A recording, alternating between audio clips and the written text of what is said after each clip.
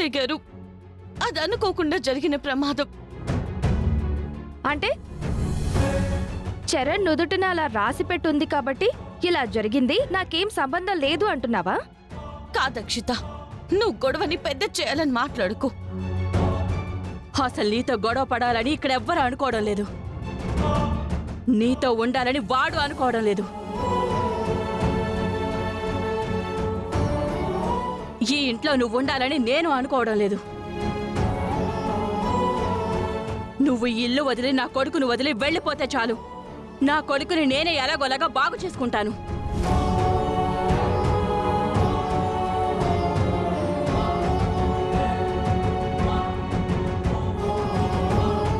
ఏం బాగు చేసుకుంటారండి? ఏం బాగు చేసుకుంటారు?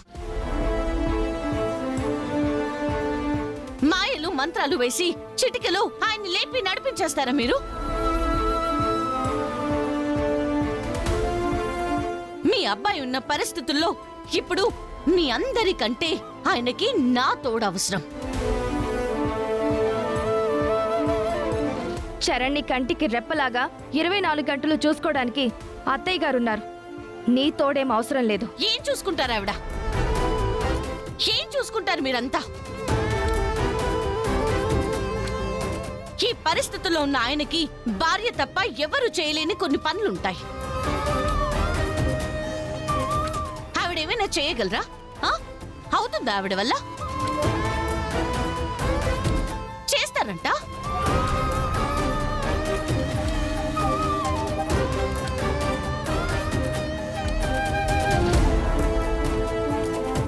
మాట్లాడరే.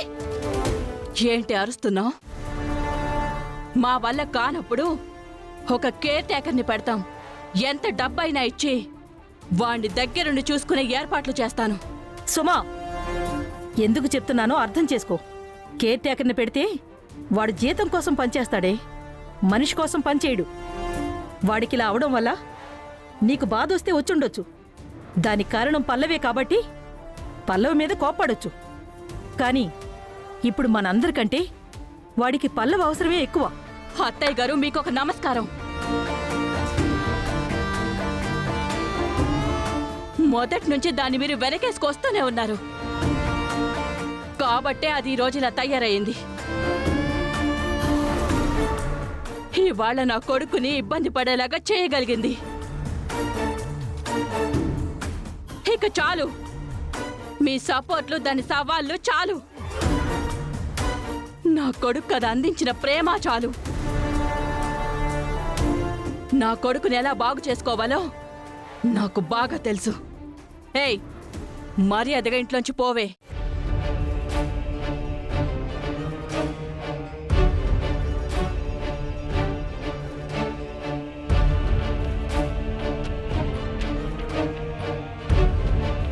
నువ్వు పోను అంటే నా కొడుకుని తీసుకుని నేనే ఎటైనా వెళ్ళిపోతాను. సుమా, మీరు మాట్లాడకండి. చెప్పవే, నువ్వు ఇంట్లోంచి వెళ్ళిపోతావా, లేకపోతే నా కొడుకుని తీసుకుని నన్నే ఇక్కడి నుంచి వెళ్ళిపోమంటావా?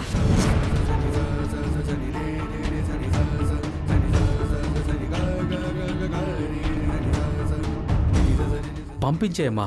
ఈవిడ పోతే నాకు కొంచెం ప్రశాంతంగా ఉంటుంది. ఏంటి, నేను వెళ్ళిపోవాలా? లేదంటే మీ అబ్బాయిని తీసుకుని మీరే వెళ్ళిపోతారా? మీరు వెళ్ళిపోతే వెళ్ళిపోండి అత్తయ్య గారు. కానీ ఆయన మాత్రం ఇక్కడే ఉంటారు. నేను మాత్రం ఆయనతోనే ఉంటాను.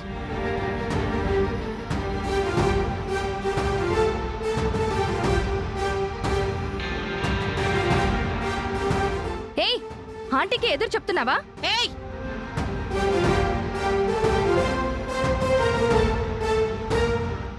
ఎవరి నుంచి ఎవరిని విడదీయాలనుకుంటున్నావు? ఆయన అగ్ని సాక్షిగా నా మెడలో తాళి కట్టిన నా భర్త.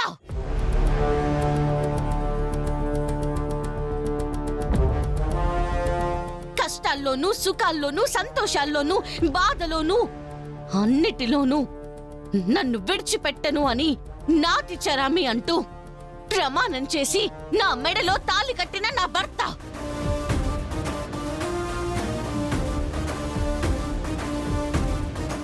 భర్తగా అగ్ని సాక్షిగా నాతి చెరామి అని ఆయన బయటికి ప్రమాణం చేశారు. నేను కూడా భార్యగా అలాగే ఉంటానని మనస్సాక్షి మీద నేను ప్రమాణం చేశాను. ఇవాళ ఆయనకి కష్టం వచ్చిందనో మీకు కోపం వచ్చిందనో నన్నొదిలి ఎలా వెళ్ళిపోమంటారు?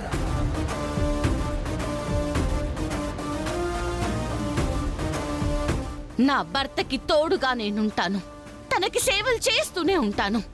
నా ప్రేమతోనే ఆయన్ని మామూలు మనిషిగా చేస్తాను. ఎన్ని సంవత్సరాలు అవుతుందో చరణ్ని నువ్వు మామూలు మనిషిని చేయడానికి? సంవత్సరాలు అవసరం లేదు, త్వరలోనే ఆయన్ని మామూలు మనిషిని చేస్తాను. లేచి నడిచేలా చేస్తాను. ఆహా, అంటే ఒక వారం రోజుల్లో చరణ్ని మామూలు మనిషిని చేసేస్తావా? చేస్తాను. ఒకవేళ చేయకపోతే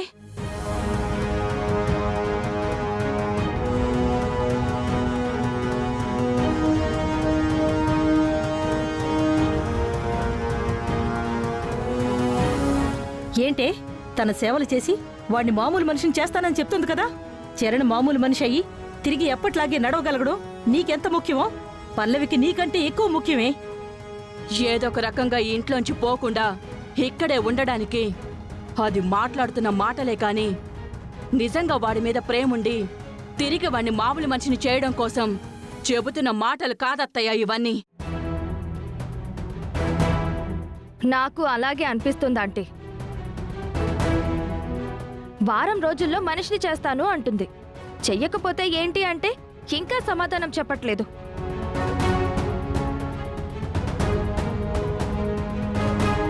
నిజంగా ఏ చెడు ఉద్దేశం లేకుండా ఇక్కడే ఉండి చరణ్ని బాగు చెయ్యాలి అన్న ఉద్దేశంతోనే నువ్వు ఆ మాట చెప్పుంటే. సరే అయితే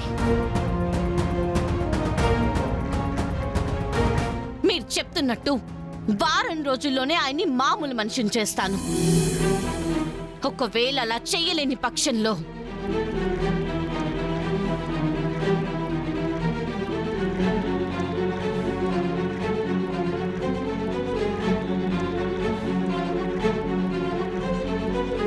నేను ఈ ఇల్లు వదిలి వెళ్ళిపోతాను.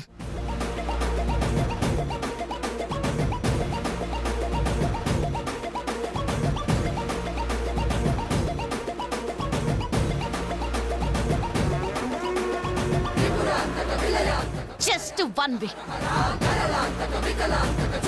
అంతవరకు ఎవరు మాట్లాడకూడదు.